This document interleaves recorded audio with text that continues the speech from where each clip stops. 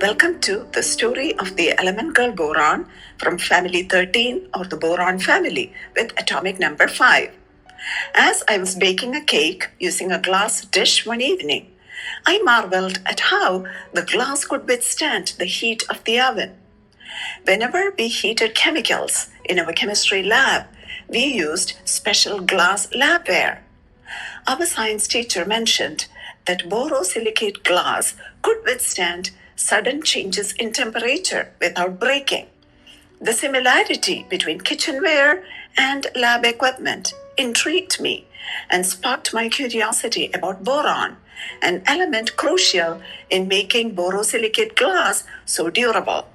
The next day, I met with my friends during recess to see who wanted to visit boron and ask questions. Ion and Isaac were thrilled about the prospect of meeting boron. After school, we gathered at the city library and set up the periodic table on one of the picnic tables outside. With eager anticipation, we pressed the element symbol B for boron. As the world spun around us, we screamed happily, off to another adventure. The next moment, we found ourselves in a dusty small town. A large sign read, "Welcome to Old Town Boron." "What? There is a town called Boron?" Ion exclaimed. Isaac checked his phone and said, "We are in Kern County in the Mojave Desert, about 125 miles from Los Angeles. This is the town of Boron, established sometime around 1925, population about 2,500. The sign also mentioned a 20-mule team museum.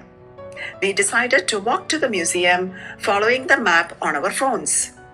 A woman in a green, brown, and black dress was standing outside the museum next to a miner's cabin exhibit.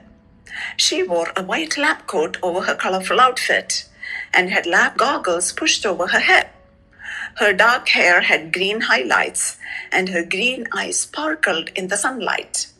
She called out to us, "Hello, I am Boron. Welcome to the town of Boron."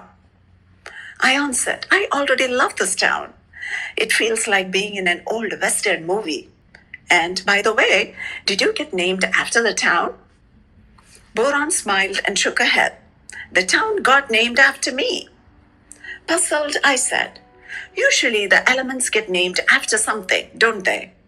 Francium is named after France, Neptunium after the planet Neptune, Curium after Pierre and Marie Curie." Boron responded proudly. Boron is a key component of borates, the minerals mined in the area. The name Boron was officially adopted for the town in 1925, when the mining company Pacific Coast Borax moved its operations to the area and chose the name to reflect the primary resource being extracted from the nearby deposits. So saying, she walked into the 20-mule team museum and we followed her. Pointing to an exhibit, Boron said, "The mining of borax started in the early 1880s here in the Death Valley region of California. A 20-mule team, which was actually a team of 18 mules and 2 horses, pulled the wagons carrying the borax from the mines to the processing place in the sweltering heat through a distance of 165 miles from 1883 to 1889. All of us muttered, 'Poor animals.'" There was also an exhibit of various borax cleaning products.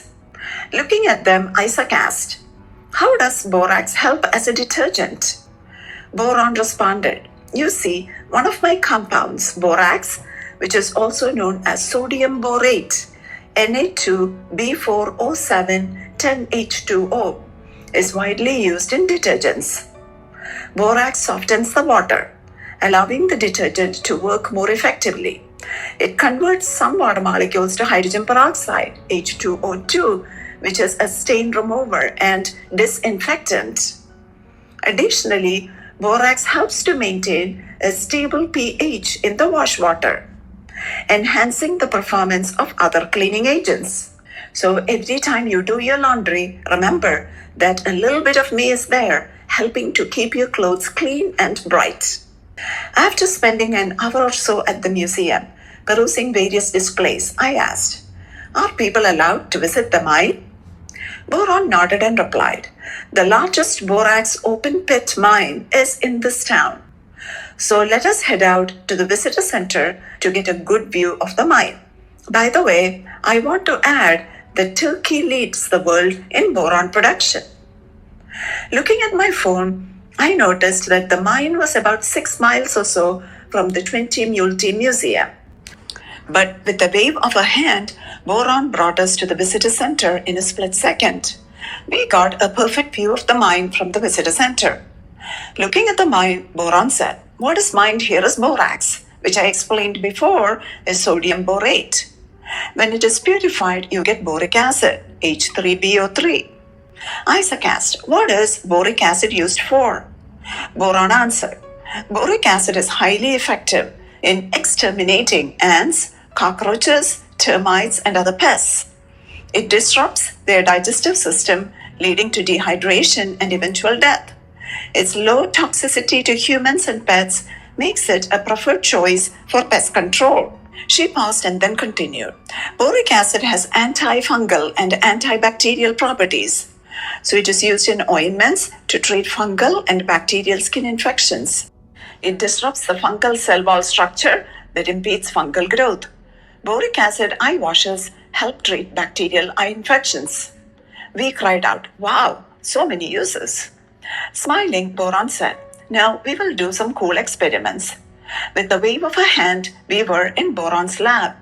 We donned lab coats and safety glasses and looked around at the glass labware that were arranged on the shelves. I asked Boron, "Can you please tell us about borosilicate glass?"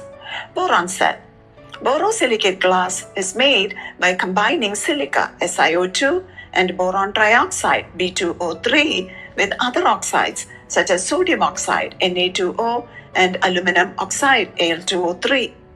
The mixture is heated to high temperatures until it melts, then cooled and formed into various shapes. The addition of boron trioxide improves the glass's thermal and chemical resistance.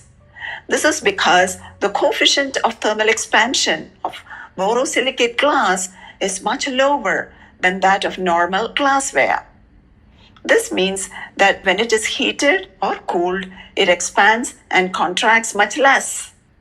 As a result, it can withstand rapid changes in temperature without cracking or breaking. So it is widely used in chemistry labs, where we heat and cool chemicals in various glassware, and we don't want to end up with broken glass. A large bottle of clear glue, a box of borax, bowls, beakers, green food coloring, and stirrers were neatly arranged on a table. All of us yelled out, "Let us make slime." Boron said, "Please wear gloves." While making slime with borax can be fun, it is important to be aware of potential dangers, such as skin and eye irritation, respiratory issues, and toxicity if ingested. We wore gloves and added the clear glue into a bowl and mixed it with some warm water. Next, we added the food coloring. I declared, "Green slime, how fun." Boron said, "Green is my favorite color."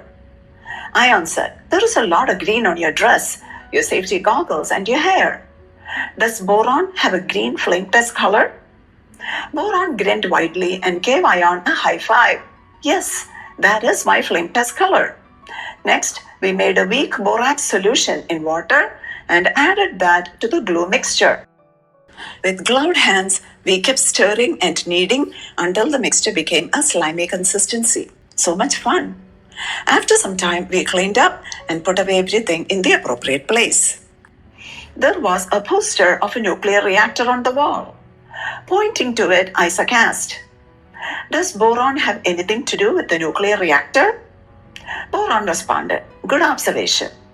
My isotope, boron-10, is an excellent neutron absorber. In nuclear reactors, enriched boric acid, which has a high concentration of the boron-10 isotope, is used to control the rate of fission. By absorbing excess neutrons, it ensures the fission process remains stable and safe, preventing potential nuclear accidents." I asked, "Could you please explain the black and brown colors in your dress?" Boron replied, I exist in two allotropic forms. Black crystalline boron is an extremely hard substance with a hardness of about 9.5 on the Mohs scale, just slightly lower than diamond. This makes it useful in abrasive materials for cutting tools. The other allotrope is an amorphous brown powder form of boron. This is used to create green-colored effects in fireworks. Isaac asked, You are a metalloid, right? Boron smiled and said, Correct. I am used in the semiconductor industry because of that. Ion asked, Are there any other uses for boron? Pointing to a few ceramic pots with houseplants, Boron answered, Boron is used in ceramic glazes to make them stronger and more resistant to chemicals. It helps to lower the melting point of the glaze, allowing for a smoother, more uniform coating on ceramics. Looking at the plants, she continued, I am vital for plant health as I help in the formation and stability of cell walls. Boron is commonly included in fertilizers to correct boron deficiencies in soil. Adequate boron levels in the soil can improve the vitamin C content, quality, yield, and sweetness of citrus fruits. Isaac asked, One more question, please. Is boron important for human health? Looking at a watch, Boron replied, Only in trace amounts. Boron plays a vital role in bone health, hormone regulation, anti-inflammatory properties, cognitive function, metabolism, and immune system support. Including fruits, vegetables, nuts, and legumes in the diet ensures adequate boron intake. I hope I answered all your questions. We thanked Boron, and before we knew it, we were magically back near our city library. All of us walked to my home where we enjoyed the cake I baked that morning and discussed how boron was not so boring after all. There you have it, the story of boron from the Magical Periodic Table and the Element Girl series, Book 7, Family 13, the Boron Family. Happy learning. Thank you.